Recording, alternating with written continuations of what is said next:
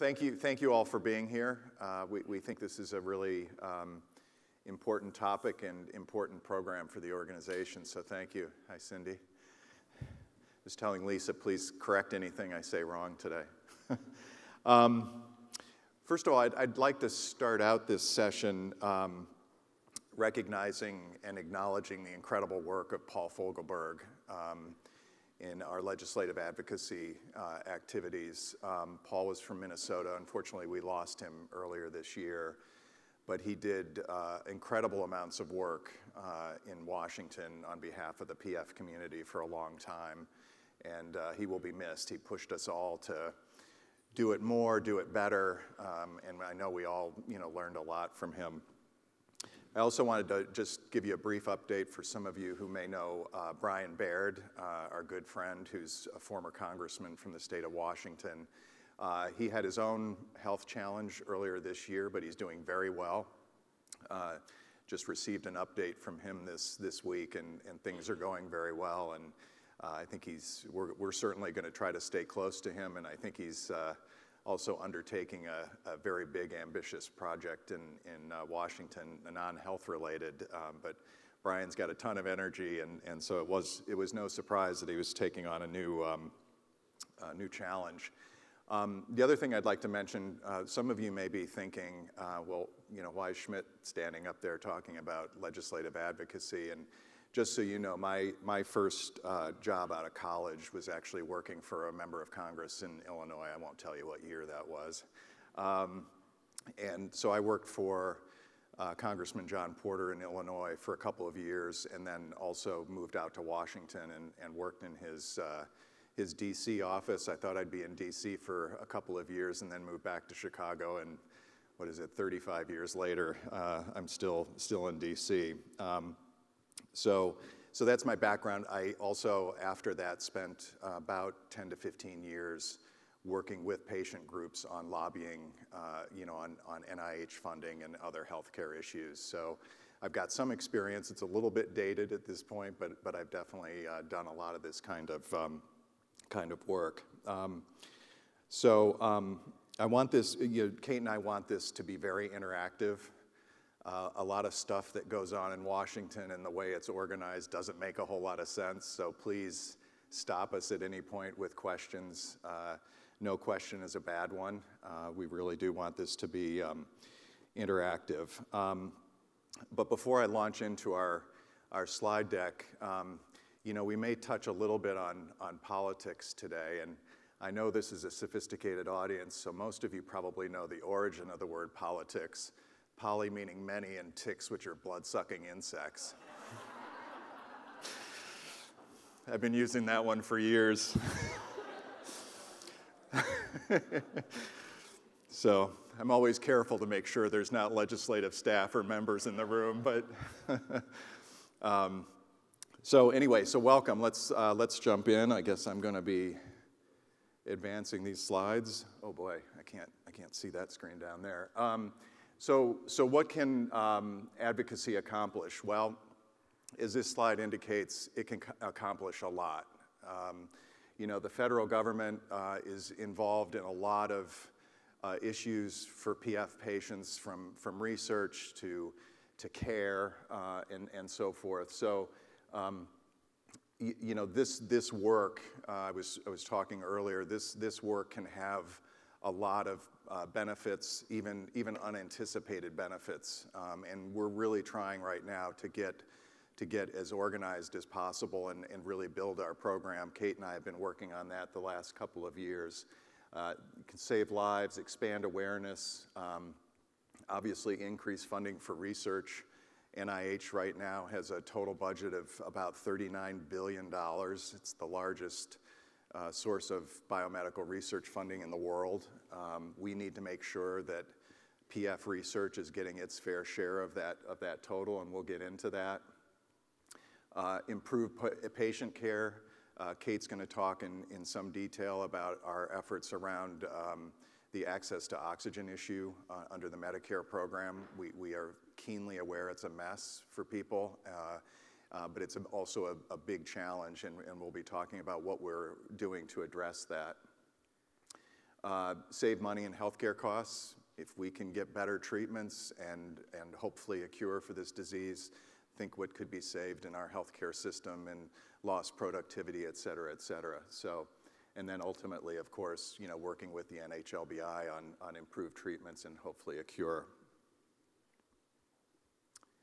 So who can do advocacy? The short answer to this is everyone. Everyone who's interested in doing this can do it. Our job is really to try to take the mystique out of this. There's just really nothing magical about meeting with members of Congress, whether it's in Washington or in their district office. And we really, we need, people from the community. We need to build that army so that we can really have a difference, because I think through our advocacy efforts, we really can affect the daily lives of patients. We are pleased to report, and I think I mentioned this last night too during the dinner, that we're identifying for the first time a lobbying firm for the foundation in DC, which will give us a really permanent, consistent presence in Washington. I know from my experience, it's not something where you can just parachute into Washington a couple of times a year and go meet with members and really have an impact over time. You have to be there more consistently. It's about developing and cultivating relationships with members of Congress and, very importantly, their staffs. And we'll talk about that a little bit more. But we have 2 finalists as the lobbying firm, and we'll be interviewing them the week after next and making a decision. We've done some pretty good due diligence on both of them. I'm pleased to report I think we're going to be in very good shape with either one of the firms, and I think it's really just going to be a matter of us figuring out what feels like a better fit for the PFF at this time. So why advocate my member? Well, at the end of the day, they work for us. We're taxpayers, and that's the way we should really look at it. They work for us, and they want to hear from you. I know this from experience. I know this from working for Congressman Porter. They need facts. They need to understand your experience, what PF is. We have a big job, as you know, of really educating not only the public, but also policymakers in the policymaking community about what PF is. They want to see your dedication. That will be obvious anytime any of you meet with them.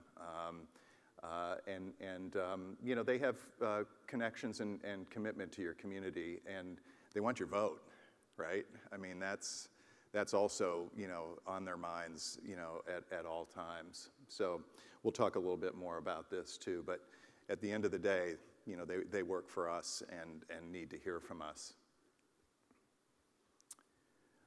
So congressional members, we have a variety of resources. We can talk about this more over the course of the session, but we want to make this as easy for everybody to engage in as possible.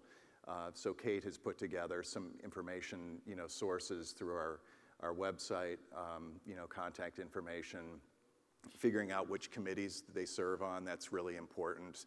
Some members serve on very key committees that may either be responsible for funding the NIH or perhaps committees that will have a big say in whether we can solve the access to oxygen problem. And then discover what their particular congressional interests are. So ways to advocate. I think there's a lot of emphasis on, well, you've got to go to Washington and meet with your member of Congress, and there is value in that, but that is definitely not the only way. And in fact, I think the trend is actually moving in the other direction. I've heard more and more from large groups in healthcare and beyond that they're emphasizing that less and really trying to get organized around in-district visits. When you meet with members of Congress in Washington, they are so busy. I mean, they've probably got 10 to 15 meetings a day. it tends to be the case when they're in the district. They're first of all a little more relaxed and more focused. There's I think a clearer sense that whoever's meeting with them in the district is from their district and is a voter or a group of voters. So I think we're going to be emphasizing this a lot. We also know that our community maybe has a little bit more challenge in traveling and so forth, so we're going to try to do this. The one thing about in-district visits is, in my experience, you do have to plan ahead a little bit more to get those meetings, but it's always well worth it. Invite them to your fundraising or educational events. This is another way to engage members of Congress. If you're involved in a walk, invite them to come out to the walk, to your support group. You'll be surprised how many of them will be willing to do it. And if the member, him or herself, can't make it, a key staff member from the local district is a great way, because again, staff is very, very important in all of this, because it's not usually likely that you're going to meet with members all the time. Letter writing, very, very important. Email has become a bigger mode of communication due to security reasons. The old-fashioned letters take a little bit longer to get to members of Congress, but even the emails matter, because most of these offices, if you're emailing on a particular issue, they're tallying, they're keeping track of that. I mean, they're counting how many letters and phone calls and stuff they're getting on various issues. Thanking them if they've done something, and we'll try to keep the community informed on key votes and how those votes went. But they're constantly bombarded with requests and criticism and everything else. They'd love to be thanked when they've done something that is helpful. It's probably fairly rare for them. So, and I think they really appreciate it when they do get thanked. And if you do happen to be in Washington, make an appointment. And again, it doesn't have to be with the member, him or herself, but those are still helpful too. One thing we just wanted to point out here, as a 501c3 organization, we can definitely advocate. There's no issue with advocacy. Where we kind of have to draw a line as an organization is we can't get involved in campaigns. So, in terms of campaign contributions and fundraisers and that kind of thing, we have to, the foundation really has to stay out of that. We can't use any of our lists, in connection with fundraisers or anything like that. But we can certainly go on a bipartisan basis and meet with members of both parties and talk about policy issues. But I just wanted to make sure, you all were aware of that is a restriction that we have to abide by. Whoops, did I go too far? So, be prepared. And again, this is something that, Kate and I and the new lobbying firm will be able to help with. They are busy. If you're preparing for a visit, assume no more than 15 to 20 minutes. So you really have to, have your message honed. Be concise, dress professionally, of course. Yeah, and usually you don't want to talk about more than 1 to 3 issues. You just don't have time.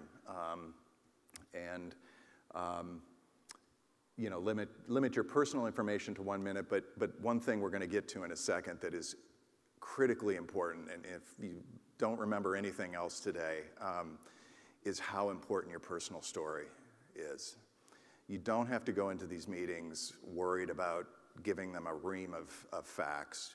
You're already going to know a lot more than they do about PF. I've seen this over and over and over again. What the members and the staff tend to remember at the end of a busy day is the patient story that they heard. So, really having that together and honed has a huge impact. We can help you with developing one-page handouts. And when we say one page, we really mean one page. They're just not going to pay attention to something that's 5 pages long. They just don't have time. I realize it's not ideal, but that's just, it's just the way it is, because they're all very, very busy. Leave your contact information. Hopefully you can stay in contact with whoever you've met with, at the staff level. And it's all about, again, as I said before, developing and cultivating, relationships. And then thank them, of course, back to the, thanks theme, which I can't, overemphasize. But the other thing I just, around the 15 or to 20 minute thing is, I can remember on a number of occasions when I did, work for the congressman, we would have very well-intentioned people come in, but they'd kind of talk around their topic, for 15 to 20 minutes, and the meeting would be over just because, we were tightly scheduled, and the congressman and I would look at each other, and we didn't really understand what the purpose of the meeting was, what specifically they were asking for. And again, that's important, and it's something that we can help you with. As I say, we are here to help. Really view us as a resource. We're really going to be building our capacity, I think, to help by having the lobbying firm in Washington as well. So I think the next slide was, personal story. So again, I can't overemphasize this. It's critically important, and as I say, at the end of the day, what they're really going to remember about the visit.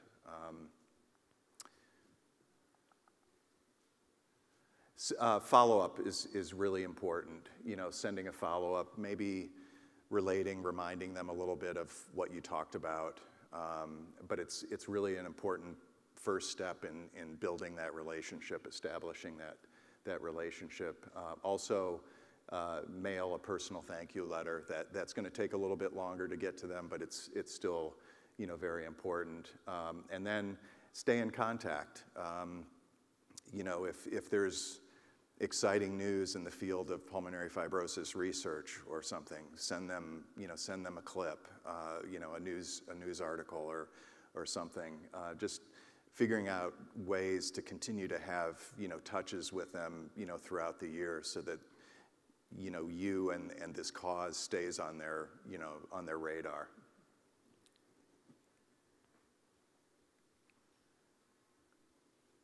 Notify the PFF. We would ideally really like to keep track as we build this capacity, really keep track of who's meeting with whom, how the meetings went, whether there was we were talking about this before the session started. One of the things you start to discover as you meet with more staff and members is there are people on the Hill who have families who are affected by this disease, and finding those relationships can really make a big difference. We had a classic example of this. Earlier this year, we did a congressional briefing in the United States Senate on pulmonary fibrosis, and one of the staff members who came to the meeting, came to the briefing, happened to work for a senator from West Virginia, who sits on the subcommittee that has the biggest influence over funding for the NIH.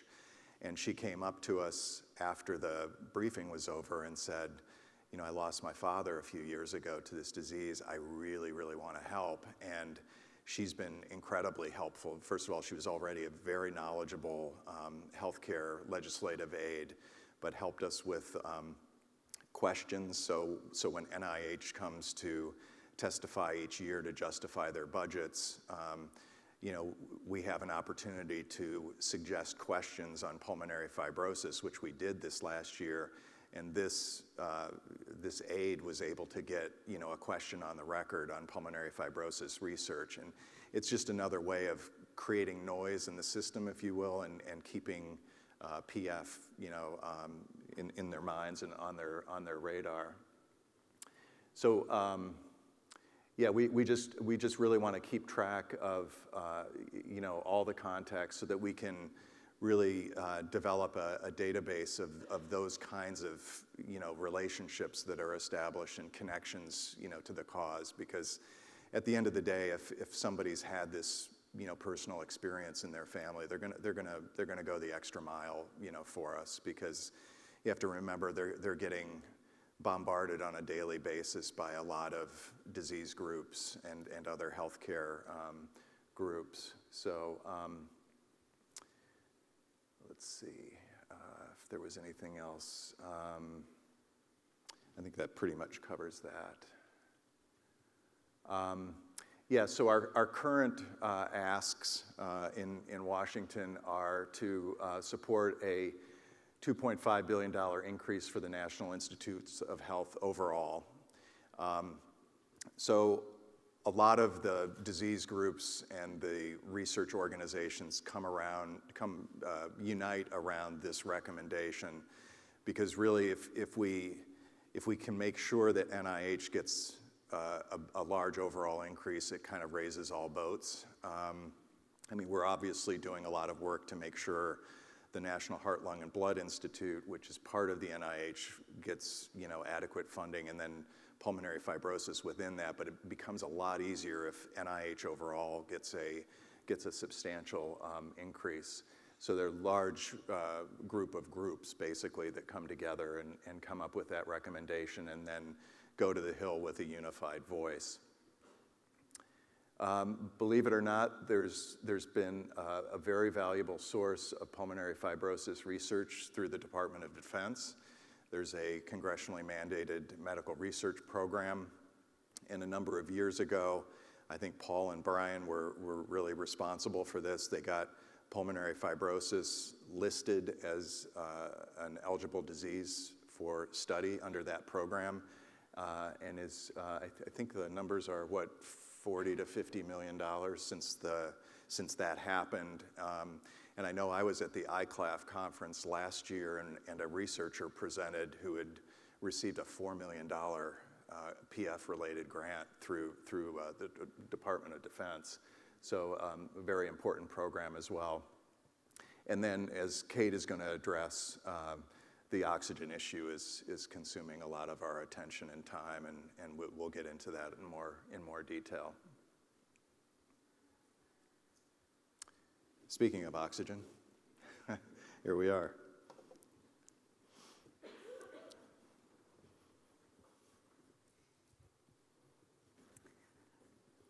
Thank you, Bill. That was a lot of really helpful information and good information on how we can actually be involved in advocacy, and how important it is that we have a voice in these issues, because if we don't have a voice, then our members of Congress just aren't, it's not going to be on their radar. There are lots of people that are going in there and talking to them and telling them about all kinds of issues, many of which are very important. But if we're not in there and talking with them and sending them emails and making sure it's staying on their radar, then it's not going to be there. So thank you for talking about all of these things. It's really important.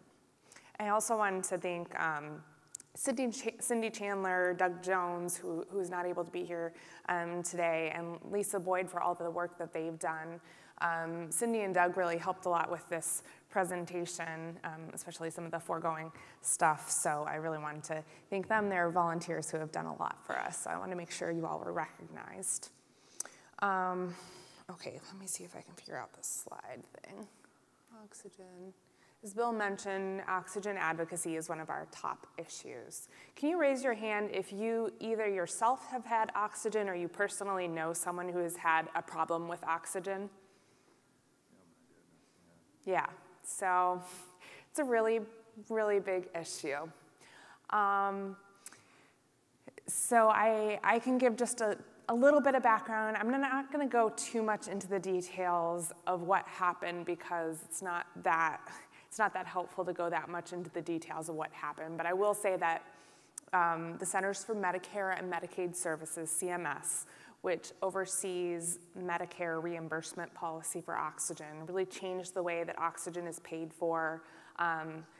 Starting about 10 years ago, it started to change, and it's just continued. The reimbursement, how much suppliers are paid to provide oxygen has just gone like this and completely tanked.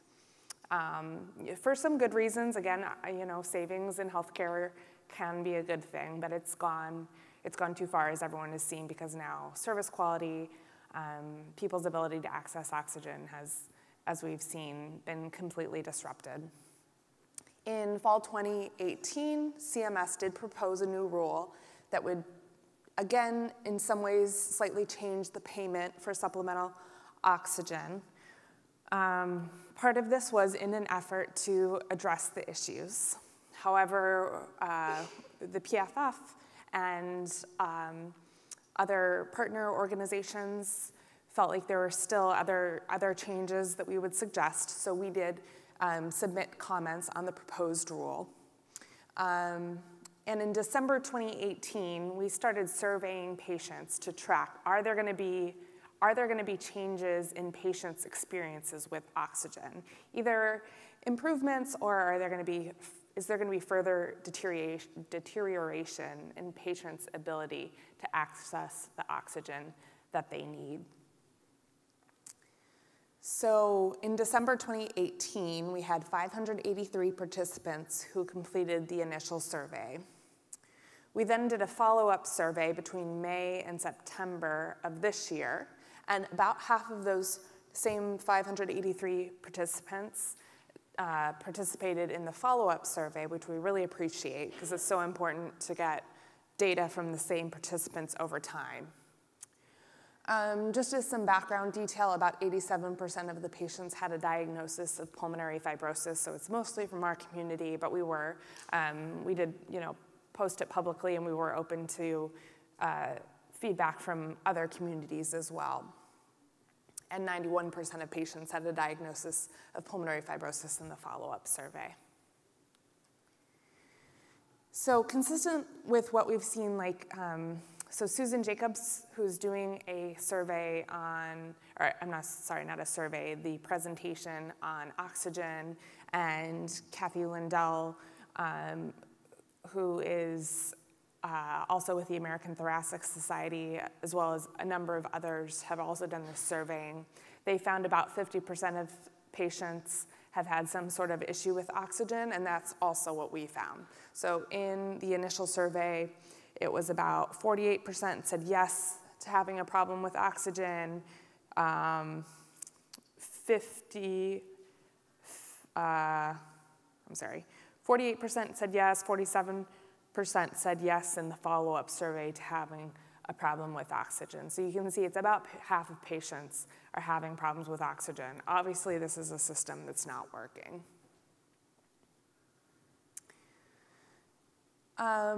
Something that's interesting and something that we are really interested in is people's ability to access specific types of oxygen systems. A lot of you all have probably heard that accessing liquid systems is an issue. So especially in the pulmonary fibrosis community, our patients tend to need higher flow rates. And so liquid oxygen provides more efficient oxygen and more portable oxygen. And it's not right for every patient, but for some patients, it really is the best option so that they can have the opportunity to get out of their homes. But it's way more expensive to provide.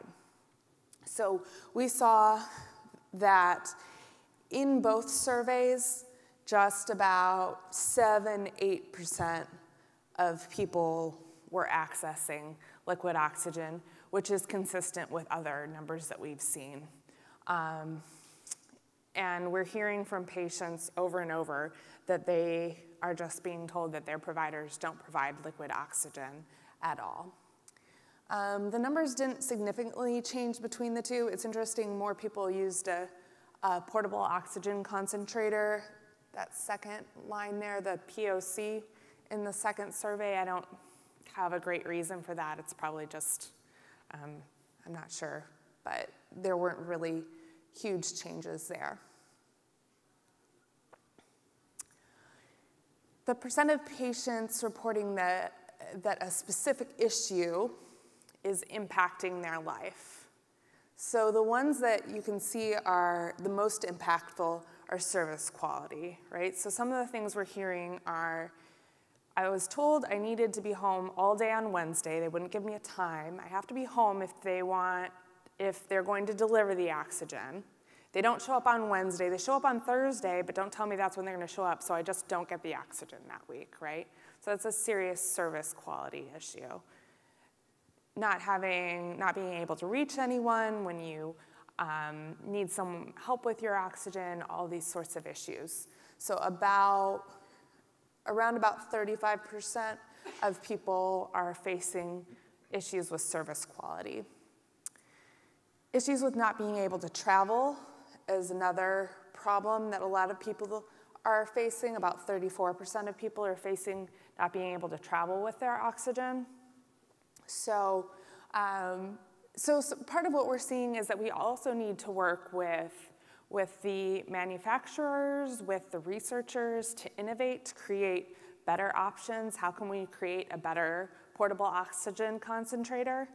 But then the different issues are tied together, because if the manufacturers are going to create a better type of system, they have to know that they're going to get reimbursed for that system, that they're going to get the money to pay them back for innovating in the space, right? We hear that all the time in drug development, and it makes sense that if you want to put the money into the research to make it, that there has to be the reimbursement model. So we really need to advocate that people aren't getting the equipment that they need, and that there needs to be the reimbursement model so that people can really live their lives. And then a question that we added in the second survey, based on a lot of the narrative responses, the things people wrote in on the first survey, was inconvenient equipment. So again, just not able to get up and down the stairs with the equipment. That if you're just one person and maybe you have a caregiver and they're not there, or maybe you don't have a caregiver, how are you supposed to get around two or three of those big e-tanks at once? How are you supposed to do that? So really needing better equipment options.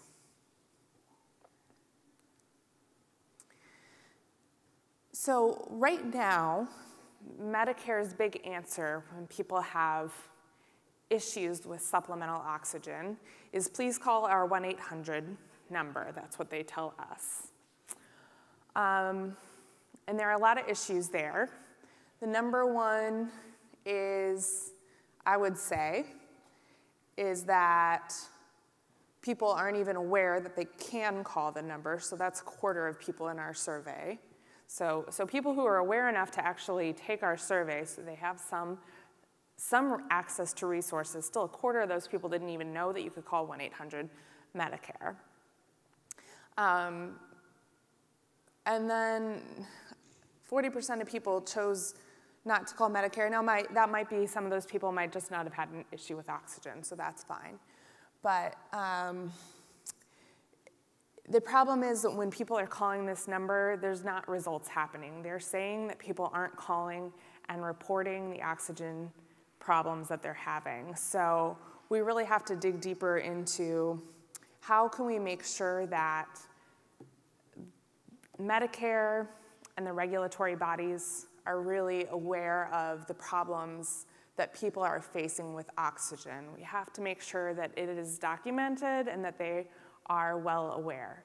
So we do encourage people still to call this 1-800 Medicare number.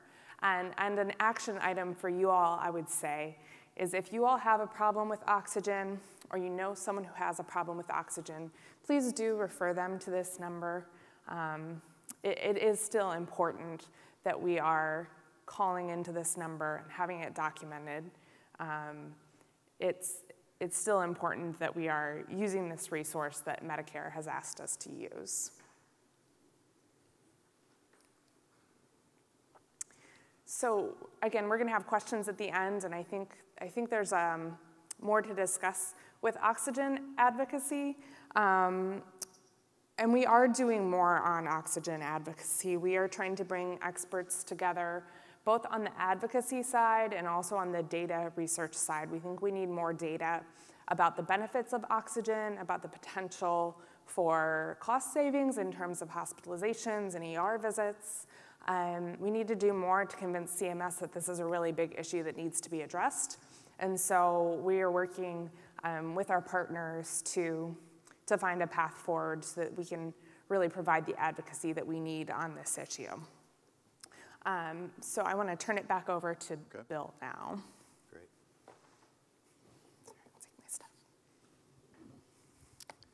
Thanks, Kate.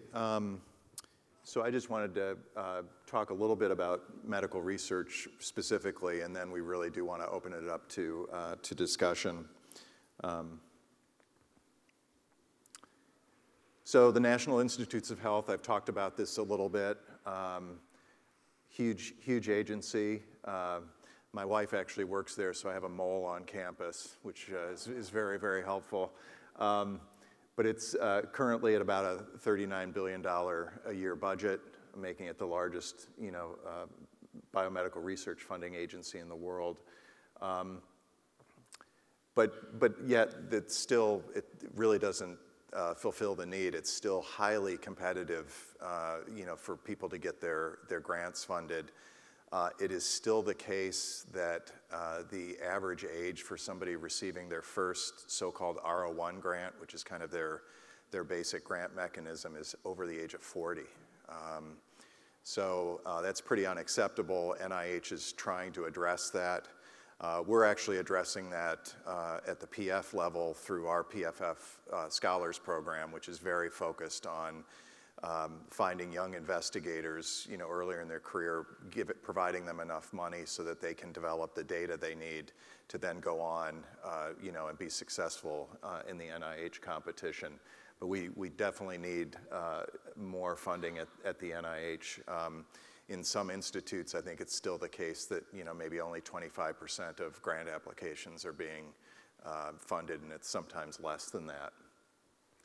We also really need to make sure that funding for NIH is stable and predictable so that they can actually do planning. We went through a period of time a number of years ago where it was kind of going like this, and that just wreaks havoc on a medical research institution like NIH. So that's why we band together with others to work on this. And actually, I have an updated number. Matt Craig from the National Heart, Lung, and Blood Institute, who's in charge of the IPF program at NHLBI, is at this meeting, and I was chatting with him yesterday, and the PF-related research number is now up to 70 million. And you may have heard about the Precisions Grant, which is $22 million dedicated to PF research. We're very, very excited about that. That's Three Lakes Partners, National Heart, Lung, and Blood Institute, and PFF collaboration. Our registry is a centerpiece of that research grant, and all the patients on that in that grant, on our registry rather, in that grant will be genotyped, which is a very big deal, and all of that data will be made available. We've talked a little bit about the Department of Defense and how important that is. Roughly $40 million in PF research has been funded, so it's not a trivial source of research funding for our community. And then this is kind of back to tactics and everything, but again, suffice it to say, just preparing, and a lot of this is very, very common sense, and being concise with the ask. Anyway, I think I'm just going to leave it there because I don't want to run out of time, because I'm sure we're going to have some really good questions and comments, and certainly Cindy and Lisa, you guys have done a lot of this. Feel free to add anything that you think we haven't touched on sufficiently. So with that, we'll leave it there and open it up to questions. Yeah, right here. One of the things that I observed this presentation, thank you. When you say make an ask, I think you need to be very specific. we're talking about oxygen, you need to say, I need you to support such and such, or I need you to Yep. help me with this. You don't just create awareness. You're not going to get anything out of that. Yeah. And then if I could suggest with your oxygen study, you need to tease apart those patients that are further along in their illness. And you can do that through surrogates. Like, for example, you're not happy with your POC, for example. Well, the reason people aren't happy with it, they're not getting enough oxygen. That means they're sicker. Now ask them some of those questions, and you'll find incredibly different results than you're showing, because you're showing an aggregate. It'll be more powerful. Trust me. Pull it apart. Yeah. Okay. That's great. My final comment, I'm sorry to take so much, but No. the third thing I observed is it's great doing stuff in DC, and I understand that we need to follow up with some people in our own districts, but what about our state and local people? What can we do with them? Is there anything that we can do? Yeah, I certainly wouldn't discourage. I mean, the issue for us in terms of state and local advocacy is, we've only got so much bandwidth, right? And most of the medical research funding is really funded at the federal level. There may be a handful of states that fund biomedical research, but I don't think it's large amounts of money. So it's really been more of a bandwidth issue. But I wouldn't totally discourage people from getting to know your local state legislators, because they can also often become federal legislators in relatively short periods of time. So I think just engagement at that level. But in terms of programs and everything, CMS is a federal program, NIH is a federal program, and then we just, in terms of PFF trying to deal with 50 different state legislatures would be pretty daunting. So I would say that's the way I answer that question. Yeah. But back to your question about specific asks, couldn't agree more, and we can help with that when people are preparing to do a meeting. I agree with you, they have to be very specific. Yeah. Next table. Yeah, concerning portable oxygen generators and flying with them, they are, if you have an approved portable, you can use that. But some airlines have real barriers to being able to take a portable on the plane. Some airlines, you just tell them you've got one and you go. On some, you need 10 days, a form sent 10 days before to your doctor. That form has to go to the airline for approval. You get approval, you can go. One person I know was flying to California from Illinois, landed in I think Denver, and missed their flight. They got him a flight on a different airline. He couldn't go. The worst part of it was he couldn't go home either, because that was a different airline. So what I would recommend in oxygen is that maybe people requiring oxygen to fly have a card, an identification card, like a driver's license, saying this person requires, filled out by the doctor, this person requires oxygen. And that card then could be presented to the airlines. I have not had any problem with TSA. That's not the issue. It's more the airlines and their barriers. And it gets to be pretty impossible sometimes. So yeah. I think that's another issue that needs to be addressed. So I think traveling with a letter. I think traveling with a letter from your doctor is always a good idea. I meant to plug from 1:30 to 3 in, actually here, is this A to C? Yeah, actually yes. Here is a whole session on supplemental oxygen. So Susan Jacobs has joined us in the past, in the back, rather. Yeah, she'll be the presenter there, and I'm not a nurse or anything, so I'm not as good with the technical questions about oxygen, so they might be able to provide a little bit more insight into those kinds of questions, but I do think it's always a good idea to fly with a letter from your doctor about the need for oxygen. They don't always, it doesn't always work, no, yeah. Each airline has their specific, definitely. Their form, your doctor has to fill it out, get it to you, and after a year you have to do right. it. If you fly very much, it's very cumbersome. Yes, you're right. There is also, each airline has its own policy, and you have to look into that ahead of time and get it, potentially get your POC approved or whatever. But then to also have a backup letter is what I was suggesting.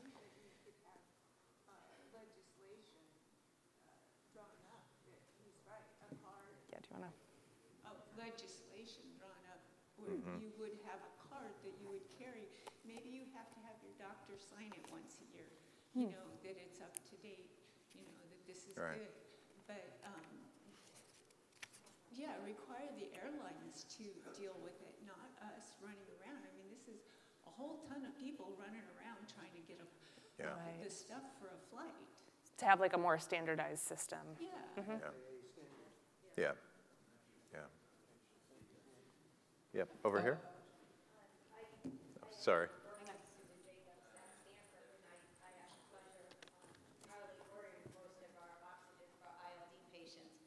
So I'm in battle all the time with the DME companies.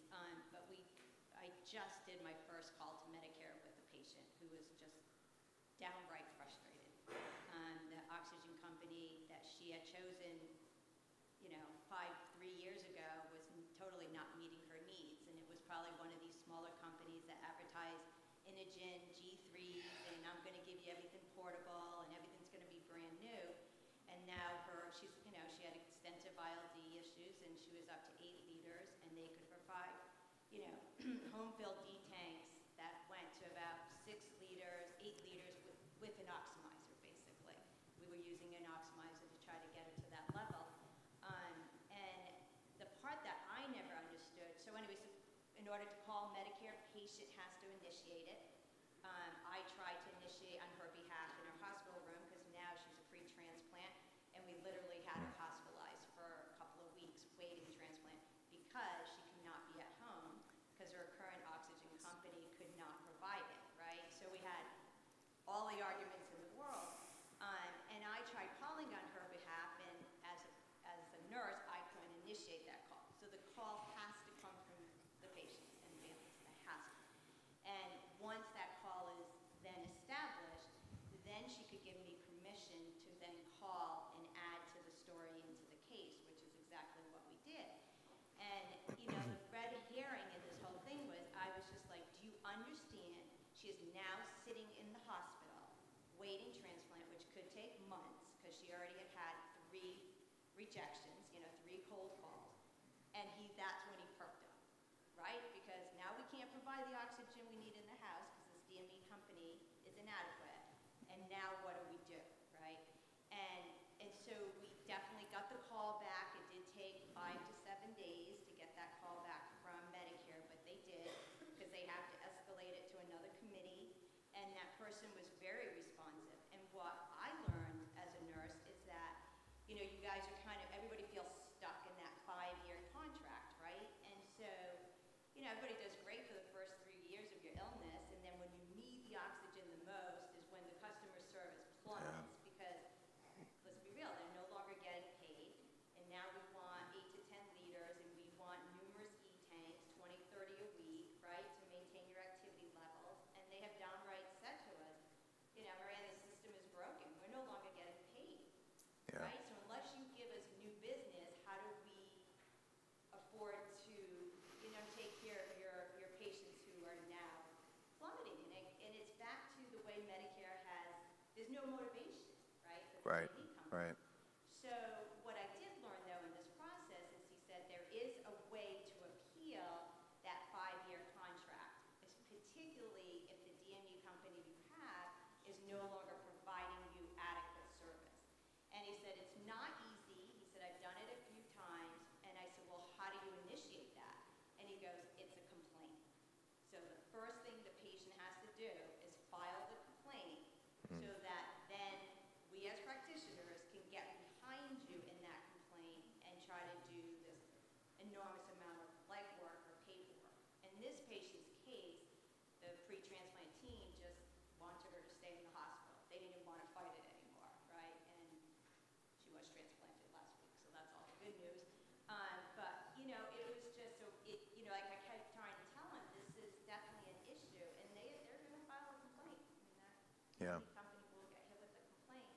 Yeah. But the information that we learned was huge because we finally got so frustrated enough, and we had a patient who was willing to advocate for herself, and she was so fed up and angry, and you know what I mean, and sick, and she was just like, I never want another patient to go through this. Yeah. So it is a process, but I have to say, they called us back. They did get on the line. You know, from the patient perspective, they just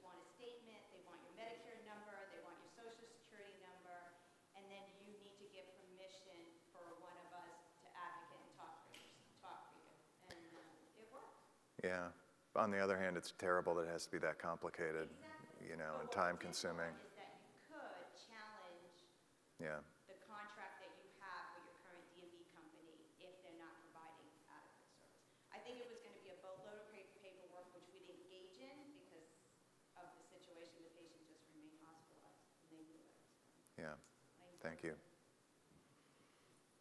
Yes, hello. What I was going to say is just to kind of go up behind what she was talking about. I was one of those patients that was up to 15 liters. And I was also one of those patients that was told by one of the DME companies that they would not be able to provide services for me anymore. The difference was that I was a civil rights advocate. And there are ADA rules that will protect us. And the DMI companies have rules that they have to follow. They have letters that they have to send out. Yeah. And so those are the kinds of things that we as patients should be aware of. When we are, you know, we go through this education of the pre-transplant, and we start doing the information for, you know, for staying alive, you know, because I was in the same situation. I was at 15 liters, and they said, you know, the only thing that we can do is put you in the hospital or in a nursing home before the transplant. So that's something that we need to do, is we need to do more education and more, you know, provide information to us. And the other thing is, I can only speak about Texas because I live here. And someone was speaking about how do we drag our e-tanks around. Well, here in Texas, they have something called the Department of Aged and Disabled. It's called DADS. And that is one of the organizations that wants folks to stay working. So this is an organization that you can apply to. And I can, again, speak only for myself. I had to buy the van, but they actually installed the lift, and they purchased the scooter so that I could go to work. Right. And so, and it was free. I mean, so, you know, but again, like I say, I can only speak about Texas. I don't know how other states work, but that is something that, you know, that I wanted to share with folks if they needed that information, because I actually stayed working till February of 2016, and I had my transplant in July. So, you know, it's just, you know, if you want to stay working, that's a good way to do it. Yeah. And, you know, there's things you can put on the back, and I had like 2 tanks in the back, and 2 tanks between my legs, and off I'd go to work, and I had concentrators at work and stuff. So it's just a matter of working with folks and getting things done. But yeah, that's just what I was wanting to share with y'all about her. What she was talking about is that there are ADA rules and laws that will protect us. The DMI organizations are required by law to inform you so many days before that they will not provide you the service. And the kicker about that is that they are required to find somebody that will take you on as a patient. So it's not on you. Yeah. Okay, so. Right behind you. Thank you. So just mine's very quickly.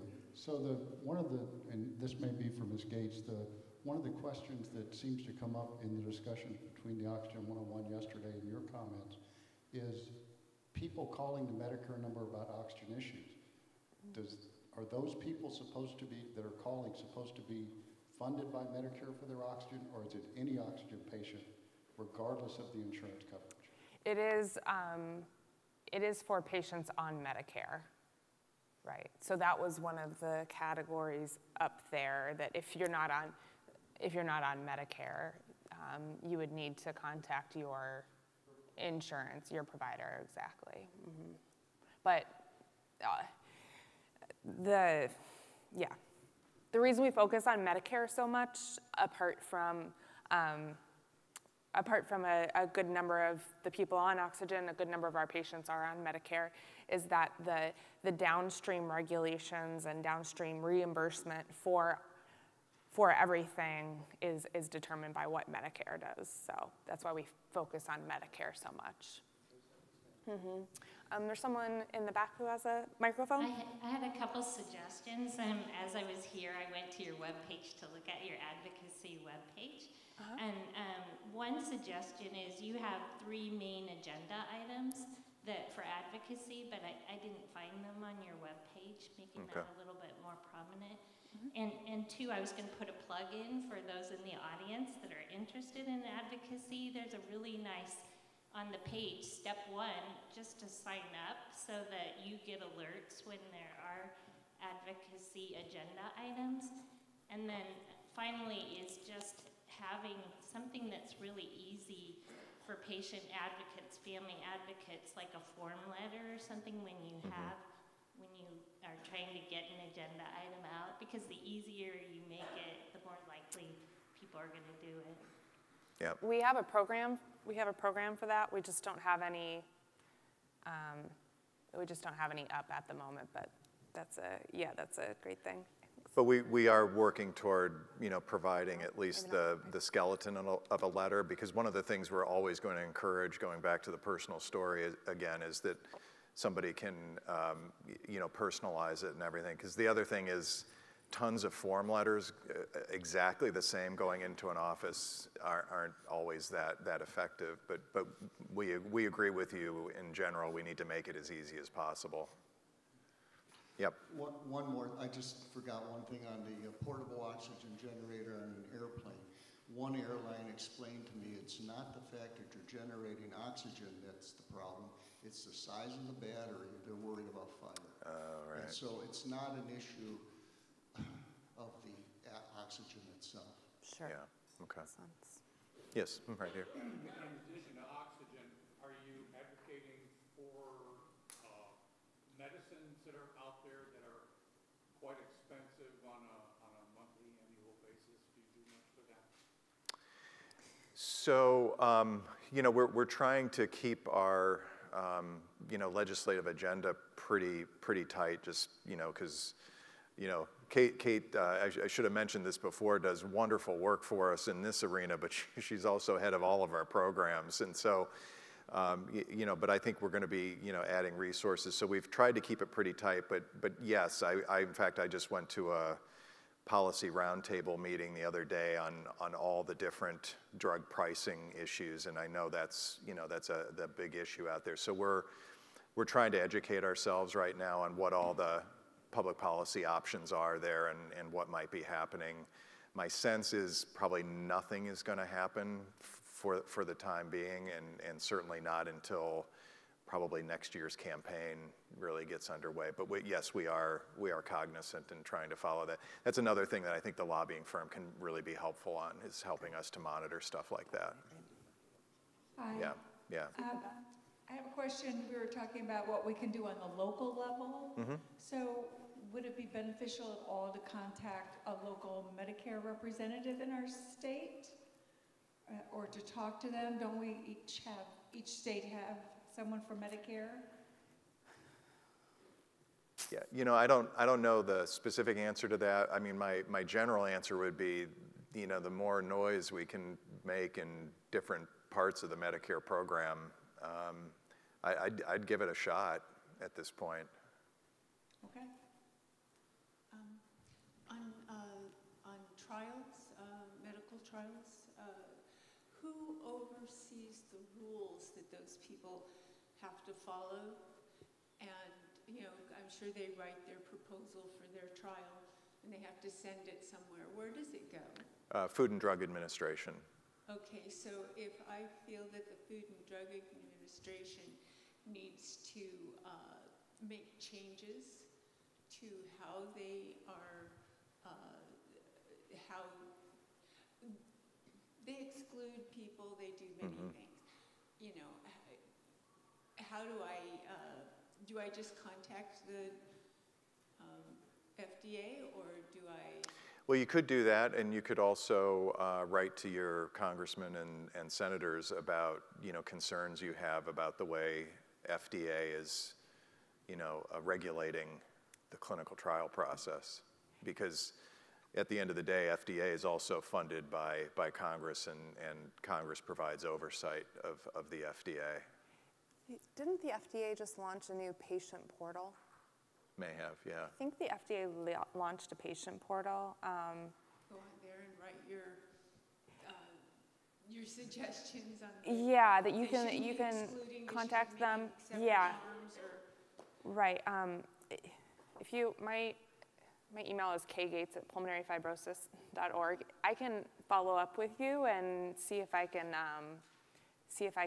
go back through my email and figure out where that is, because they are interested in hearing from patients. The FDA definitely is, as you heard in this morning's talk. They're more interested in hearing, and I think Hal's at the back. He might have more to actually comment on that. Hi, Hal. Yeah, hi everybody. That's a great question. I just wanted to make a very brief follow-up. I'm Hal Collard, by the way. I'm a PF investigator, and it's great to be here with all of you. I just wanted to advocate for all of you to, in addition to the FDA, take advantage of sessions like the one we have coming up at noon, where you have all of the leads for companies that are designing these trials and investigators who help them do it in the same room, and make these same points about inclusion criteria and other things you think are important to trials. While the FDA provides guidance, the decisions are decentralized, and they're made by a relatively small group of people, I would say, who kind of advise on this and have expertise in it. So I would just encourage you to use opportunities like noon time today and others to make that heard. It's a receptive audience. We just need your input. Yeah, that's a great point. Over here. Is this on? Okay. I had a transplant in 2011. And 6 months after that, I hit the Hill, and I was on the Hill many, many times. After that, working with a coalition. And then I spoke for the FDA to get the drugs approved. So I've done a lot and took time off and now back. So my question is, and I don't live that far from DC, I can drive down in a day and back. Are you having Hill days throughout the whole year? Are you having once? Because I know you have to keep pounding at the senators and all that. They need to, you know, Senator Casey knows me. By name and face and everything, but you have to get to that point where they know you, and they say no to you a lot, and it is difficult. I'm not going to lie, it's a little difficult, but you need to keep hounding them, put faces with the disease, and a lot of stuff. So just by visiting once is not going to do anything. You have to keep at it. It is a commitment. Great. Keep writing them and all of that. So I really wasn't sure, because I missed part of this. I'm sorry I came in late. It's okay. I wasn't sure where we're going with the PF forward with this advocacy, and I mean, I can obviously get down there and help. Yeah, no, that'd be great. I'm used to working with bills, you know, to get a bill passed, not necessarily the NIH, but when I was down there, they had cut the budget for the NIH. And the one thing I will say is that when you go down there and you're like, why would you cut the budget for the NIH? The lack of information in the public in general, what the NIH does is extraordinary. We're missing that. Yeah. And to realize that a lot of senators and congressmen, they just flat out don't support it. They will not give money to it. They don't want to. And until I went down there and heard that, I was astounded how they just don't flat out want money to go there. They think it's a waste of money, and I don't think it is. But when we are voting, make sure you're voting for the people who are supporting the NIH. It's a huge, huge deal as far as what I have seen. But I think the public in general needs to know what they do, what does the NIH do, and why we should support it, why we need to support congressmen and senators who also support it, and really what that is doing to help all of us. Yeah. I would just respond by saying, being a little bit more hopeful. There are definitely some members of Congress who don't want to support the NIH. I will say at a time when it's hard to get Congress to agree that the sun will rise in the east, the NIH actually is an area of rare bipartisan, support. You will often see both funding proposals, but also policy proposals relating to NIH draw both Democratic and Republican support. But we need to keep that up, because obviously health problems hit everybody, and it really has been on occasion a rare bright, light in the Congress. Right here. Yes, someone brought the subject up about drugs and other things. Well, I had my transplant 15 years plus ago. And I was not on Medicare, but I was started on the pulse oxygen. And Dr. Kathy Lindell is our support group leader. So Kathy said, Charlotte, no. So a lot of the providers put you on the cheapest oxygen they can put you on. But Kathy was my advocate. She made a phone call. Then I was put on the liquid oxygen because I couldn't breathe, so it went ahead and pumped it in anyway. I gave that background because I was just visiting with the rare disease group while our Congress was home this past fall, and one of our representatives, I was telling them about oxygen, the problems with oxygen, some of the statements you've made here today. And well, we called Medicare, and they said nobody's having any problems. There's another education issue that we really need to, as Heather says, pound in, that we are having major issues out here with oxygen and getting it to the right people for the right disease. So that's just an example I wanted to bring up. The other thing I wanted to share, and I shared this with Kate outside, the rare disease group made like a fact sheet of how each congressman and senator voted on health issues, and they graded them. Well, this particular representative that I'm speaking of got a D. And his staffer was not pleased with that D. But we didn't bring it up in a negative way. We brought it up saying, you know, we're here, a lot of people are sick. I had the number of people in West Virginia who had been diagnosed. In his district, I had the number of people who had been diagnosed in the state of pulmonary fibrosis. And he was impressed, with that number. But he also said, I can't believe that he got a D on voting on health and the NIH and all that, because we were there talking about pulmonary fibrosis and other health diseases, other rare diseases. Yeah. So it was holding them accountable. After all, they're the one who gets our vote. Yep. So, they work for us. Yeah, exactly. Yeah, and we've actually had pretty close relationship with RDLA, I think is the group you're referring to, Rare Disease Legislative Advocates, I think. And you kind of borrow their materials on stuff like that. So that kind of thing is very helpful. Back to your Medicare comment, they don't want to acknowledge there's a problem. That's the big problem.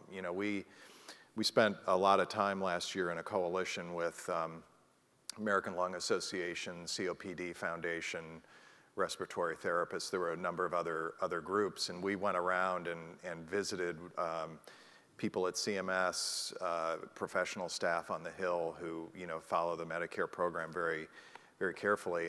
And what we concluded, and Kate alluded to this before, is we need to marshal the evidence to change minds. And the surveys and everything, they've just dismissed the surveys as biased and all this stuff. But I think if we can develop data showing that lack of access to supplemental oxygen is leading to more hospitalizations, more emergency room visits, in other words, they're paying over here for underpaying over here, I think we're going to have more success. And this is a major initiative with Three Lakes Partners as part of our partnership now, is to get a group of experts together, figure out what that research agenda is, get it done as quickly as possible, and then launch a campaign in Washington. And we're going to need the whole community beyond PFF, involved in that. So are we out of? Pretty much. Yes, we are just about at time. Oh, sure. And that is very powerful. When you go in there with numbers instead of just your, I'm sorry, with just your story is one thing. But when you go in with numbers, Yeah. they really start listening to you, because I had a survey in Pennsylvania done for, I forget what it was for, and I went to that guy and I said, I have a survey of 2,000 patients and people that support this, and out of 2,000, 1,000 of them were from your district. Yeah. Well, then they really stood up. Yeah, I do. So they want to know. So statistics, if you can get statistics, when you go down and you see those senators and write to them, I'm telling you what, they're going to know you. Yeah, no, I think having data on, and I think we can provide this, right, on roughly the number of PF patients in a given state or congressional district is helpful. Do we have time? I guess maybe one more question? Sure. Right there.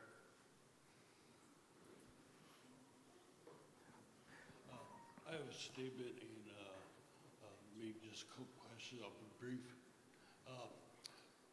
I have informed like a support group about the competitive bidding process program and how it will affect them, and I kind of bring it down to a personal level so they can understand that.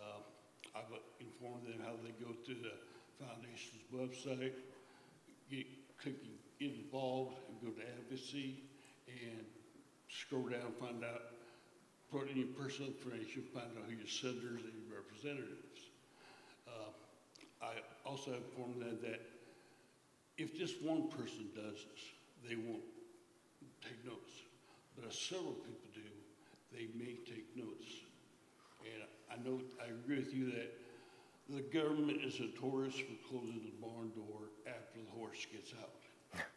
And I explained that we're all voters, and we put these people in office.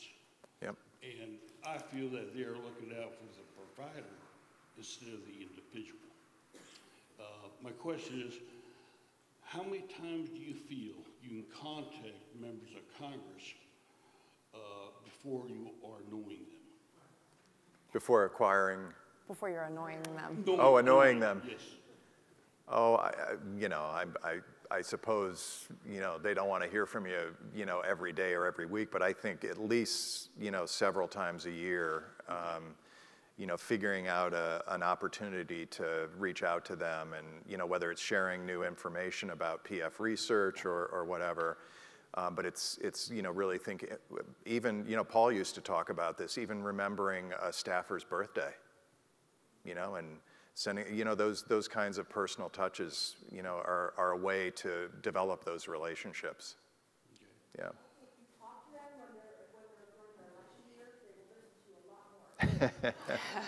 Well, thank you all very much. We're out of time, but thank you.